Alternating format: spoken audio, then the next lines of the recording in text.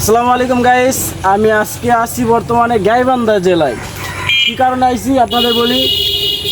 আমি আইছি মামার বাড়িতে অনুষ্ঠানে, আর গাইবান্ধা জেলা সাগাড়া থানা।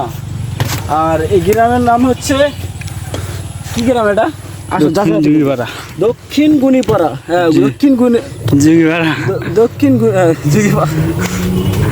কি জুগিপাড়া। জুগিপাড়া গ্রাম।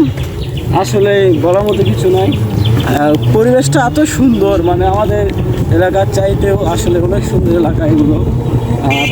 আশেপাশে গাছগাছালি বেশি, মনোরম পরিবেশ, আসলে সেই সুন্দর লাগতেছে। আর মামার বাড়িতে আসার পর আমি যাচ্ছি হচ্ছে এই যে চাউল ভাঙতে। আর আমার সাথে আছে রাব্বি ক্যামেরাম্যান। আর আমার ক্যামেরাম্যান অসুস্থ, তার কারণে আসতে পারে নাই এতক্ষণ। জুগিপাড়া এত সুন্দর যে পরিবেশ, দেখো গাড়ি ঘর দেখেন, মানে কি বলবো, বলার মতো। আর গাড়ির রানিং উপরে আমি ভিডিও বানাচ্ছি।